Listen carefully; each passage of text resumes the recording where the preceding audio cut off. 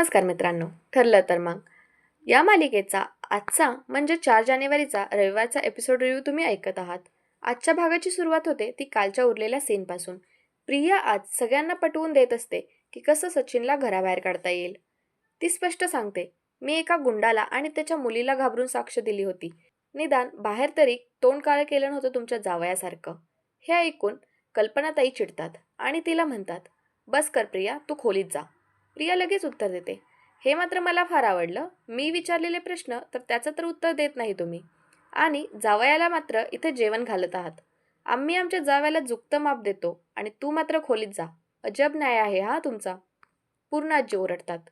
तन्वी, तू मर्यादा ओलांडतेस. पण प्रिया ठामपणे म्हणते, मी नाही, मर्यादा तर तुमच्या जावयाने ओलांडल्या आहेत. अर्जुन मध्ये पडतो आणि तन्वीला म्हणतो, तू काय केलं आहेस त्याची लिस्ट काढू का? सचिनने एक मोठा गुन्हा केलाय, पण तू तर 50 गुन्हे केले आहेत. त्यावर प्रिया म्हणते, माझी शिक्षा मी भोगले. तुझ्या बायकोनं मला घराबाहेर काढलं, जेलमध्ये टाकलं. पण सचिनचं काय? त्याला फक्त बाबा परत असं करू नको एवढंच. हां. सायली आता चिडते आणि प्रियाला खोलीत जायला सांगते. पण प्रिया शेवटचा घाव घालतेच. सुभेदारांचे खायचे दात वेगळे आणि दाखवायचे दात वेगळे. सोयीने माफी आणि सोयीने शिक्षा देतात. तन्वीने फुलबाजी लावली तर गुन्हा आणि सचिनने बॉम्ब टाकून घर पेटवलं तर माफी. हे बोलून प्रिया निघून जाते. ती सगळं हे जखमेवर मीठ चोळण्यासाठी मुद्दाम करत असते. अस्मिताला फार वाईट वाटतं. ती म्हणते, आज माझ्या फॅमिलीला मान खाली घालावी लागली आहे. मला सचिनचं तोंडही बघायचं नाहीये. सायली तिला शांत करायचा प्रयत्न करते, पण अस्मिता नाही ऐकत. ती म्हणते, माझा जुना संसार, जुना सचिन परत मिळावा यासाठी मी काय करू? अस्मिता आता जेवण न करताच तिच्या रूममध्ये निघून जाते.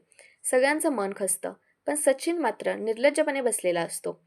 आता सायली सगळ्यांना म्हणते, मी अस्मिताईंना जेवण त्यांच्या रूममध्ये घेऊन जाते व एक एक करत सगळेजण उठून जातात.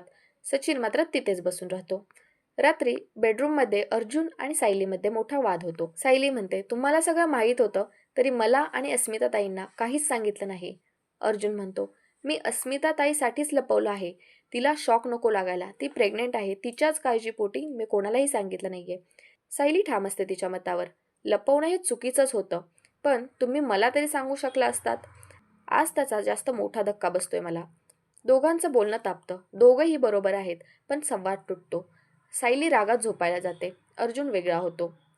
नंतर अर्जुन पूर्णाजीला पाणी घेऊन तिच्या रूममध्ये जातो.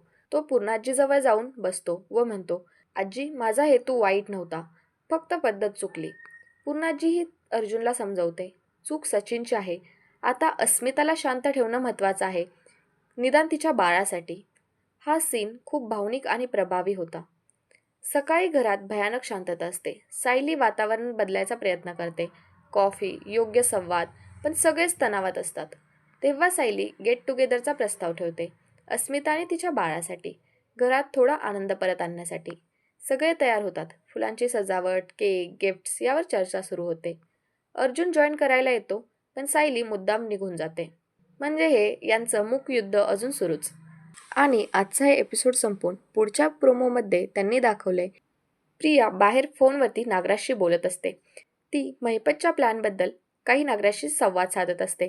तेवढ्यात सायली तिथे येते. सायलीला शंका येऊ लागते की प्रिया कोणाशी बोलते आणि त्यात सायलीला महिपतचं नाव ऐकू येतं. आता सायलीची शंका अजूनच वाढते आणि ती हळूच तिच्याकडे जाते. पण तेवढ्यात प्रिया सायलीला बघते. तर मित्रांनो, सायलीला प्रियाचं सत्य समजेल का? प्रिया आणि नागराजने मिळूनच महिपतला कोंडून ठेवलं आहे हे तिला समजेल का? हे आपण बघणार आहोत पुढच्या एपिसोडमध्ये. हे पाहण्यासाठी आपल्या चॅनलला सबस्क्राईब करा आणि व्हिडिओ आवडला असेल तर लाईक करा.